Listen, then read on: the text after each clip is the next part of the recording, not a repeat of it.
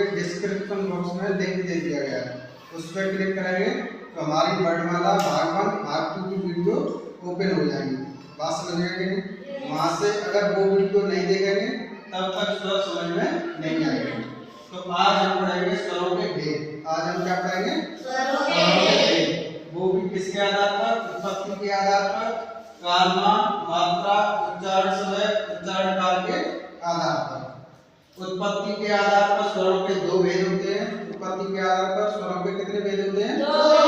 मूल स्वर और संधि स्वर। मूल स्वर और संधि स्वर। मूल स्वर को बोलने में एक ध्वनि खर्च होती है। मूल स्वरों को बोलने में कितनी ध्वनि खर्च होती है? एक ध्वनि। और इनकी संख्या कितनी होती है? 4। इनकी संख्या कितनी होती है? 4। छोटा छोटी, छोटा और इनकी संख्या कितनी होती है? 4। 1 2 3 4। ऐसे ही संधि स्वर। संधि स्वरों की संख्या कितनी होती है? 7। अगर संधि स्वरों के भेद के बारे में बात करें तो इनके दो भेद होते हैं। कितने भेद होते हैं संधि स्वरों के? दो भेद होते हैं। एक का नाम है मूल दीर्घ स्वर, दूसरे का नाम है संयुक्त स्वर और मिश्रित स्वर। इसी को संयुक्त स्वर भी कहते हैं और मिश्रित स्वर भी कहते हैं।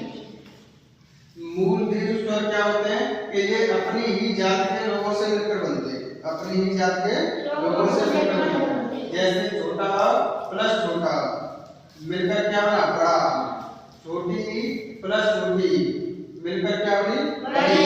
छोटा प्लस छोटा मिलकर बना बड़ा। ऋषि प्लस ऋषि मिलकर बना दीर्घ ऋषि, जिसका प्रयोग हमारी हिंदी में नहीं होता है। इसके बारे में हम नहीं पढ़ेंगे।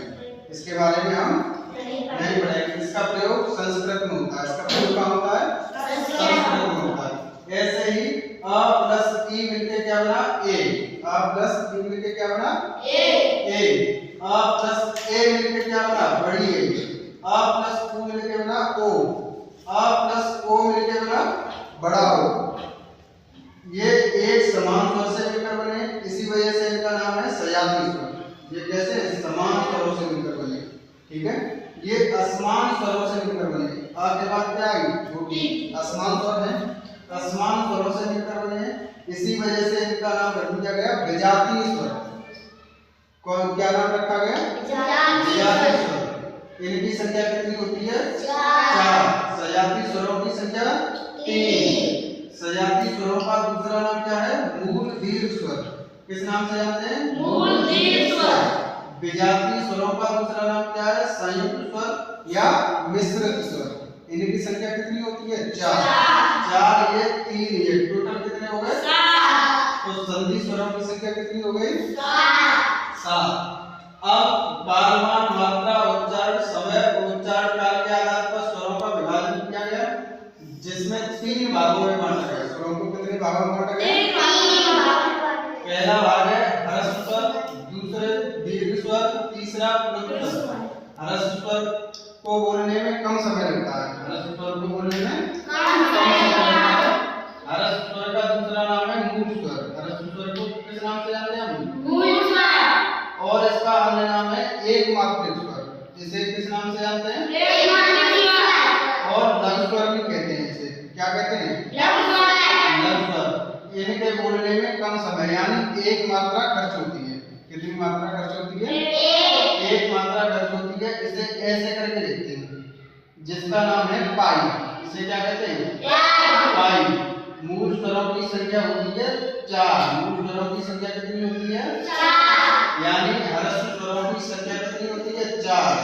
1 2 3 4। यानी छोटा छोटी, छोटा और ऋषि। अब बात करते हैं दीर्घ स्वरों की।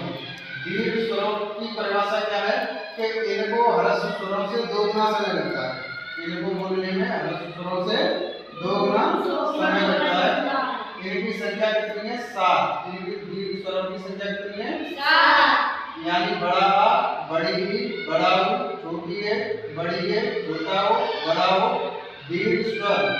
दीर्घ स्वर का दूसरा नाम है संधि स्वर। दीर्घ स्वर का दूसरा नाम क्या है? संधि स्वर। इसी को कहते हैं द्विमात्रिक स्वर। क्या कहते हैं इसको? द्विमात्रिक स्वर। इसका अन्य नाम है ध्रुव स्वर। इसे किस नाम से जानते हैं? ध्रुव स्वर। इसकी मात्रा लिखते समय एस का प्रयोग करते हैं। किसका प्रयोग करते हैं? इसे हम कहते हैं वर्तुल रेखा। किस नाम से जानते हैं हम? वर्तुल रेखा। इसका मतलब होता है दो मात्रा। इसका मतलब क्या होता है? दो मात्रा। तो जो पाई होती है उसका मतलब एक मात्रा, पाई का मतलब एक मात्रा, वर्तुल रेखा का मतलब दो रेखा, यानी दो मात्रा है। वर्तुल रेखा का मतलब दो मात्रा। पुलुत्व स्वर की परिभाषा क्या है कि इनको ह्रस्व स्वर से 3 गुना समय लगता है। इनको बोलने में ह्रस्व स्वर से कितना समय लगता है? 3 गुना समय लगता है। इसका नाम है त्रिमात्रिक स्वर। इसका नाम क्या है? त्रिमात्रिक स्वर। जिसके केवल 2 ही एग्जांपल किताबों में मिलते हैं, ओम और सोहम। अब जिनके बीच में 3 लिखा है, ये गिनती का 3 है। गिनती का कितना है? 3। और ये गिनती का कितना है? 2। ये गिनती का कितना है? 2। इसका मतलब ये होगा कि इनको बोलने में कितना समय लगता है? 3 गुना समय लगता है। 3 का मतलब 3 गुना समय लगता है। ये समय को दर्शाता है। किसको दर्शाता है?